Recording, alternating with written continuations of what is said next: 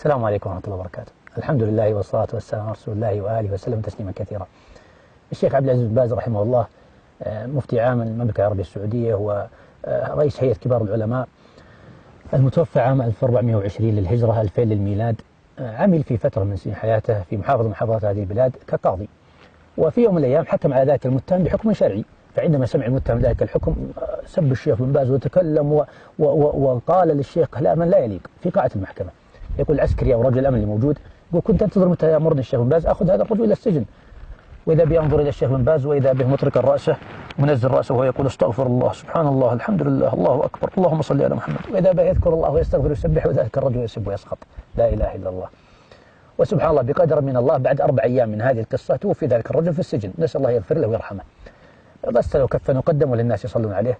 الإمام قبل لا يكبر للصلاة على ذلك الميت قال له أحد الناس خلفه، قال ترى هذا الرجل يسب الشيخ بن باز في المحكمة قبل 4 أيام. فغضب الإمام وخرج لم يصلي على ذلك الرجل، وهذا موقف خاطئ من الإمام، ولكن هذا اللي حصل. صلوا عليه الناس وقبروه، وبعد 3 أسابيع تقريبا أو شهر من هذه القصة الشيخ بن باز بلغ الخبر، وتعرفون الشيخ وانشغاله بهموم الأمة والدعوة والفتيا، فغضب غضبا شديدا جدا على ذلك الإمام، كيف ما صلى عليه هذا إنسان مسلم هكذا. ثم أمر السائقة، وتعرفون لمن لا يعرف الشيخ بن باز كان كفيفا كان أعمى، فقال للسائق خذني إلى قبر ذلك الرجل.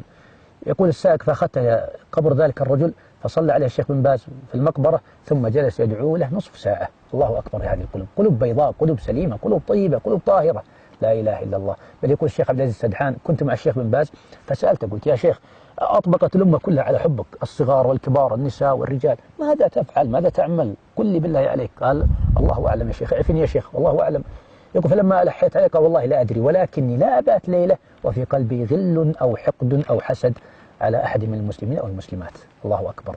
بل يقول الشيخ عياض القرني حفظه الله، يقول كنت بجوار الشيخ بن باز في إحدى الجمع، يقول فدعاء الشيخ لم يزد على قوله اللهم أصلح قلبي وعملي اللهم أصلح قلبي وعملي اللهم أصلح قلبي وعملي، يكرر هذا الدعاء.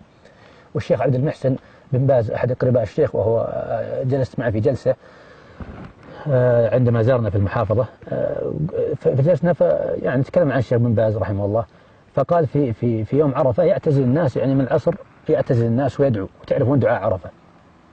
يقول فأكثرت منها لأستمع ماذا يدعو، يقول فإذا بأغلب دعائه وهو يقول اللهم أصلح فساد قلبي اللهم أصلح فساد قلبي. هذا كان أغلب دعاء الشيخ بن باز في يوم عرفة، لا إله إلا الله.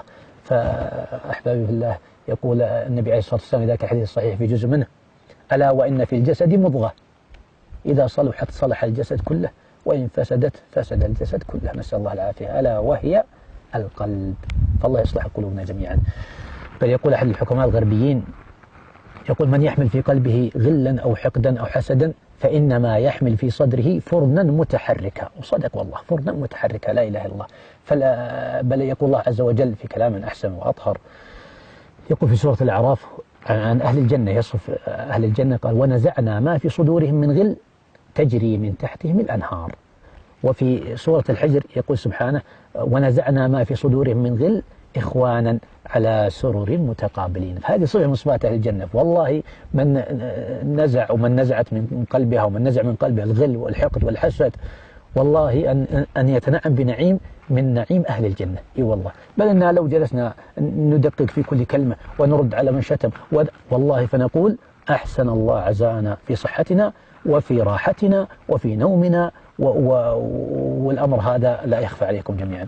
فنسأل الله يرزقنا وإياكم القلوب السليمة، القلوب البيضاء، القلوب الطاهرة، ولن ننجو يوم القيامة ولن ينجو أحد إلا بذلك القلب السليم، كما قال عز من قائل يوم لا ينفع مال ولا بنون إلا من أتى الله بقلب سليم. هذا والله أعلم، وصلى الله وسلم على نبينا محمد، والسلام عليكم ورحمة الله وبركاته.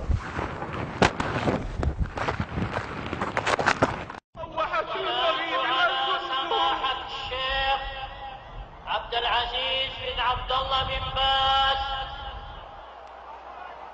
الله أكبر الله أكبر. اطوي سجادة الصلاة ففيها من بقاياه ركعة وسجود ودموع بها من الخوف كان عطر أيامه وهن الشهود وأضيء مصباحه إن دجى الليل، على جانبيه يسر وجود. أيها المبصر الذي ما عرفنا مذ غرفناه غير بئر تجود. يا أبانا وجدنا وأخانا ومحبوك والد وحفيد، أي دار تركت فهي حياة في رحيل عنها يكون الخلود.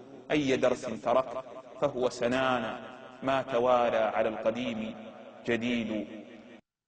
تروج السطور بذكر ابن باز، ويعلو على هامة الحرف نور، ويجري القصيد لتحكي الحياة، حياة الإمام التقي الصبور، حياة تسامت بنور اليقين، وعلم الأضاء بكل الدهور، كفيف وأبصار جسر النجاة، وكم من بصير أضاء الجسور، وكم من بصير أضاء الجسور.